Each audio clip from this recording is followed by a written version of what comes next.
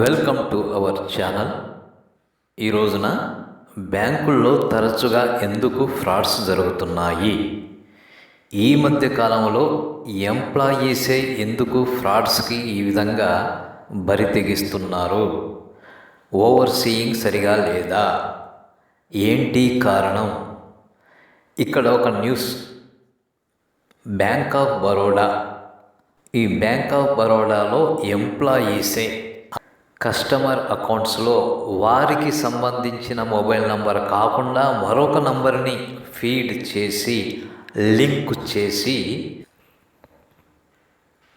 ఆ తర్వాత అదే నంబర్ తోటి ఈ యొక్క మొబైల్ యాప్ బాబ్ వరల్డ్ ద్వారా లాగిన్ అయ్యి ఇక ఆ ఖాతాలో ట్రాన్సాక్షన్స్ జరిపిస్తూ దానిని దోచేసుకుంటున్నారు.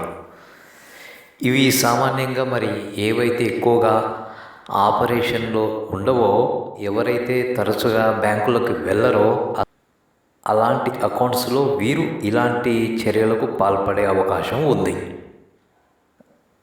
అయితే ఇక్కడ మనకు వచ్చే అనుమానం ఏంటంటే, ఆ యొక్క మొబైల్ నంబర్స్ ఏవైతే లింక్ చేస్తున్నారో అవి సరిగానే లింక్ చేశారా లేదా అని ఆ యొక్క సూపర్వైజర్ స్టాఫ్ ఎవరైతే కన్ఫర్మ్ చేస్తారో, వెరిఫై చేస్తారో వారు సక్రమంగా వెరిఫై చేస్తున్నారా, ఆ డాక్యుమెంట్ ప్రకారమే ఆ యొక్క మొబైల్ నంబర్ ఫీడ్ అయ్యిందా లేదా అని వెరిఫై చేస్తున్నారా, లేకపోతే సింపుల్గా ఫీడ్ చేశాను కన్ఫర్మ్ చేయండి అంటే ఓకే అంటూ కన్ఫర్మ్ నొక్కేస్తున్నారా, వెరిఫై అని నొక్కేస్తున్నారా?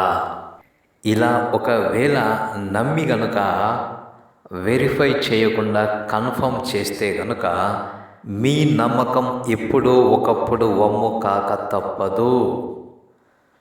ఇంతకుముందు కూడా బ్యాంక్ ఆఫ్ బరోడా వనస్థలిపురం బ్రాంచ్లో 23 లక్షల క్యాష్ షార్టేజ్ వచ్చినదని చూసాము మనం. మరి ఇప్పుడు ఈ బ్యాంక్ ఆఫ్ బరోడాలోనే కస్టమర్స్ అకౌంట్స్లో వారికి సంబంధం లేని మొబైల్ నంబర్స్ని ఫీడ్ చేస్తూ లింక్ చేస్తూ మరి దాని ద్వారా ఆ యొక్క మొబైల్ యాప్లో లాగిన్ అయ్యి చేస్తున్న ఫ్రాడ్ని ఏమంటామో, ఏమనాలి? మరి బయటి వారు చేస్తే సైబర్ నేరాలు, సైబర్ దొంగతనం అంటాము కదా. మరి ఈ ఇంటి దొంగలు చేసే ఈ చర్యను ఏమందాము? మరి వీరిపై పోలీసులు మరి ఆ బ్యాంకు యాజమాన్యం ఏ చర్యలు తీసుకోవడం లేదా? ఒకవేళ చర్యలే గనక తీసుకుంటూ ఉంటే ఈ విధమైన ఫ్రాడ్స్ పదే పదే ఎందుకు పునరావృతమవుతున్నాయి? ఇది ఒక పెద్ద ప్రశ్న. ఇప్పటికే ప్రభుత్వము బ్యాంక్స్ను మెర్జ్ చేసి ఇక ఆ తదుపరి ఒక్కొక్కటిగా ప్రైవేటైజేషన్ చేసే దిశలో మరి ప్రణాళికలు రచించి ముందుకు సాగుతూ ఉంటుండగా అటు ప్రభుత్వము ఇటు ఎంప్లాయీస్ కూడా ఈ యొక్క బ్యాంకింగ్ వ్యవస్థని మరి ఆ బ్యాంకింగ్ వ్యవస్థపై ప్రజలకు నమ్మకం పోయే విధంగా ప్రవర్తించి నిండా ముంచే విధంగా కనబడుతూ ఉన్నారు. ఈ విధమైన చర్యలు అదేదో సామెత చెప్పినట్టు కూర్చున్న కొమ్మనే నరుగుతున్న చందంగా ఉంది. బ్యాంకు ఉద్యోగం గౌరవప్రదమైన ఉద్యోగం, మంచి జీతభత్యాలు, రిటైర్మెంట్ తర్వాత పెన్షను, గౌరవంగా బతికే అవకాశం, ఇలాంటి మంచి అవకాశాన్ని ఎందుకు కాల రాసుకుంటున్నారో అర్థం కాదు. బ్యాంకుల్లో పనిచేస్తూ ఆ బ్యాంకుకే కన్నాలు వేసేవారు ఎట్టి పరిస్థితులలోనూ బ్యాంకు ఉద్యోగాలకు పనికి రారు. ఇంతకుముందు రోజుల్లో ఆ యొక్క అడ్వాన్సెస్ డిపార్ట్మెంట్లో మరి ఎవరైతే పెద్ద పెద్ద లోన్లు డిస్బర్స్ చేస్తారో వారు మరి ఇతరత్ర కస్టమర్ల నుంచి బెనిఫిట్ పొందేవారు అని ఒక వినికిడైతే ఉంది. మరి ఆ పరంపరలోనే చందా కొచారు గురించి విన్నాము. అలాంటి వారు కొద్దిమంది లేకపోలేదు బ్యాంకింగ్ వ్యవస్థలో. అయితే ఇప్పుడు టాప్ టు బాటం ప్రతి ఒక్కరూ ఈ విధమైన వాటికి అలవాటు పడినట్లుగా కనపడతా ఉంది. ఎవరికి అందినట్లు వారు దోచుకుంటానికి కంకణం కట్టుకున్నట్టుగా కనబడతా ఉంది. ఈ విధమైన చర్యల ద్వారా మీరు కూర్చున్న కొమ్మను మీరే నరుక్కుంటున్నారు. చేజేతులారా బ్యాంకింగ్ వ్యవస్థని మీరే నిర్వీర్యం చేస్తున్నారు. అది గమనించగలరు.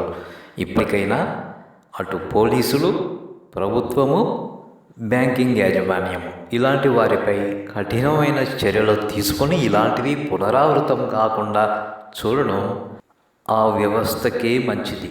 లేకపోతే ఆ వ్యవస్థ మనుగడే ప్రశ్నార్థకంగా మారే అవకాశం ఉంది. కాబట్టి ఇటువంటివి పునరావృతం కాకుండా సత్వర చర్యలు తీసుకోవాలి. కస్టమర్స్ కూడా తరచుగా తమ పాస్బుక్ని అప్డేట్ చేయించుకుంటూ ఉండాలి. అయితే చాలాసార్లు ఆ యొక్క స్టాఫ్ మిషన్ పనిచేయడం లేదనో మరో కారణమో చెప్పి వాయిదా వేస్తూ ఉంటారు. చాలాసార్లు ఇలాంటివి మనం ఎక్స్పీరియన్స్ చేస్తూనే ఉన్నాము.